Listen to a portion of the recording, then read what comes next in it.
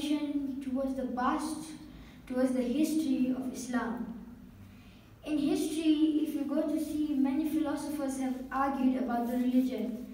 They have argued about the basic, simple things of the religion. They have argued about the questions about the faith. And always those questions only bring out the difference between the animal kingdom and the human beings. Now, if we look at the animals, animals have no goal of existence. The animal is in this world, it eats. And it eats why? So it can exist. It just eats so it can exist. And some animals even build homes for themselves. They build habitats. But they have no final goal. Now, us as human beings, if we be the same as animals, some of us, I'm not saying anybody over here, but maybe some of us, we're just in this world just to eat, just so that we can exist. We are only focusing about this world. We only want to build this dunya. We forget about the akhirah. That's why it is said that the humans are different from the animals. When a man opens his eyes for the first time in this world, and when he gets to the age of maturity, he has some questions. He asks himself a few questions. What are those? He asks himself that what am I? Who am I? Why am I in this world? Why am I even existing? Have I come from another place? Before this world, before I was born here, was I somewhere else? And after this, am I going to go somewhere else? Or is this the only life? Now, the questions, when we ask, the answers that come from the brain, that really affects our behavior.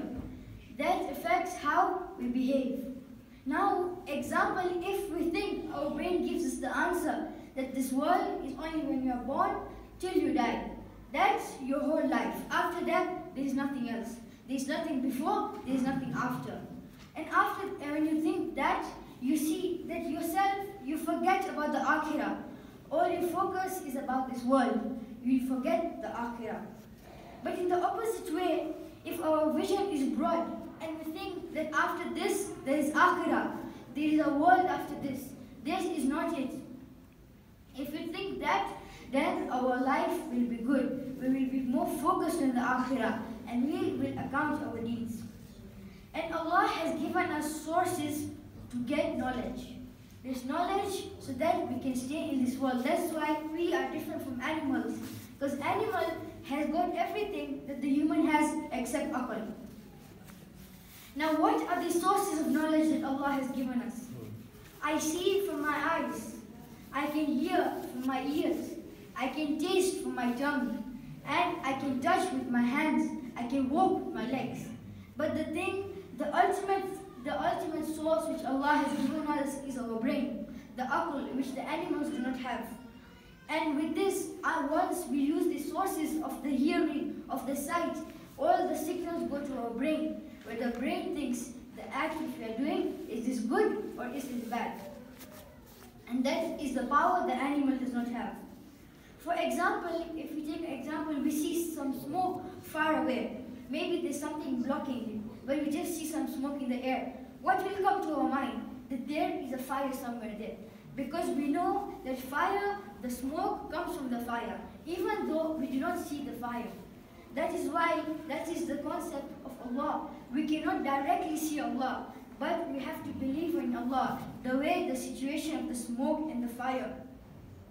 And we have to think, did we just come to this dunya? Was this dunya made by accident? Was it just all a mistake?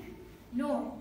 Allah has planned everything. Allah has planned the changing from the day to the night. Allah has planned this, and that is why He has kept us in this world to worship Him. With this, we need to ponder and think about this. Do we want to be like the animals, just live in this world, eat to exist, or do we want something else? And I pray to Allah to lead everybody to the right path. Surah Al-Mubarak Al-Fatiha.